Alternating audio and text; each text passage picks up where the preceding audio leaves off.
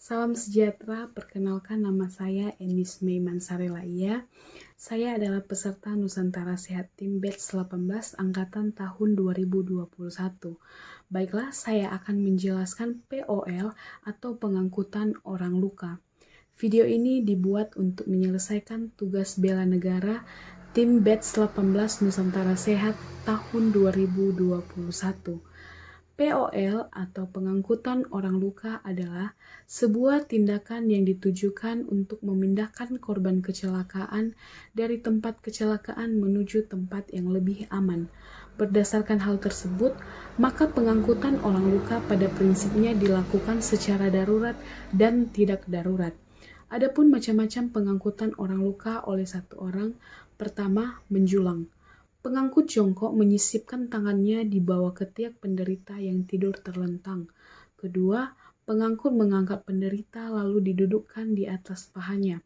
Ketiga, sisipkan tangan kanan pengangkut di bawah di antara kedua kaki penderita. Tangan kiri menahan tangan penderita, kemudian tangan kanan pengangkut memegang tangan penderita. Keempat, tangan kiri pengangkut bertumpu ke tanah dan mulai berdiri.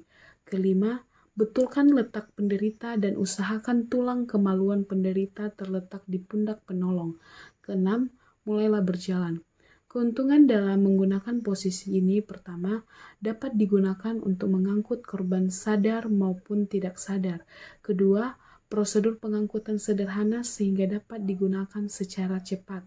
Kerugiannya adalah pertama, jarak tempuh terbatas sampai dengan 300 meter.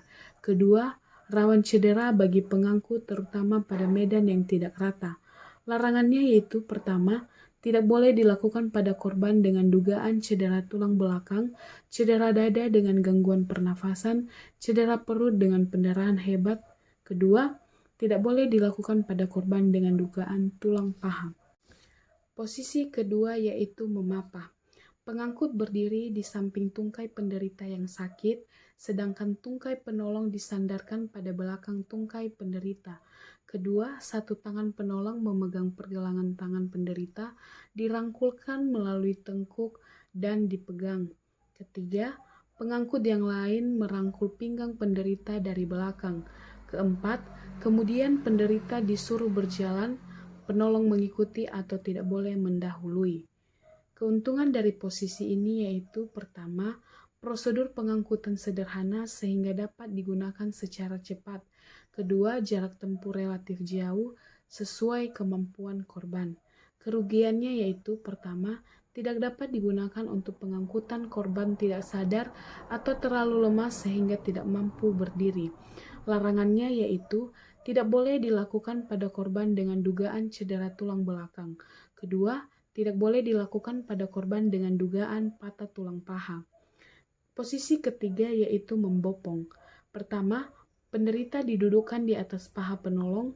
Kedua, tangan penolong di bawah kedua paha penderita, sedangkan tangan yang lain merangkul di belakang punggung penderita. Ketiga, penderita merangkul penolong.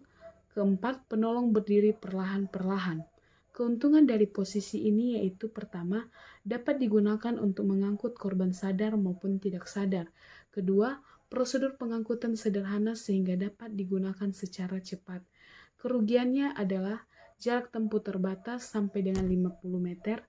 Kedua, rawan cedera bagi pengangkut terutama pada median yang tidak rata. Larangannya yaitu tidak boleh dilakukan pada korban dengan dugaan cedera tulang belakang. Posisi keempat yaitu menggendong. Pertama, menggendong dengan cara biasa dilakukan terhadap penderita yang sadar dan kuat untuk memegang pengangkut. Kedua, menggendong dengan cara ransel. Pertama, gunakan 2 buah kopel rim yang diperpanjang dan disambung. Kedua, tempatkan sambungan kopel rim di bawah paha dan punggung penderita pada posisi terlentang. Ketiga, buka kedua kaki penderita secukupnya, lalu penolong terlentang sambil memasukkan sosok kopel. Kedua tangan penolong seperti menggendong ransel. Keempat, pegang kedua tangan penderita dilanjutkan berguling dan tiarap sehingga posisi penderita berada di atas tubuh penolong. Keuntungan dalam posisi ini yaitu pertama, dapat digunakan untuk mengangkut korban sadar maupun tidak sadar. Kedua, jarak tempuh relatif jauh sampai dengan 300 meter. Kerugiannya adalah rawan cedera bagi pengangkut terutama pada medan yang tidak rata. Larangannya yaitu pertama, tidak boleh dilakukan pada korban dengan dugaan cedera tulang belakang, cedera dada dengan gangguan pernapasan, cedera perut dengan pendarahan hebat. Kedua, tidak boleh dilakukan pada korban dengan dugaan patah tulang paha. Baiklah, demikian pemaparan saya mengenai pengangkutan orang luka oleh satu orang. Semoga video ini bermanfaat dan sampai jumpa kembali di video berikutnya dan saya ucapkan terima kasih.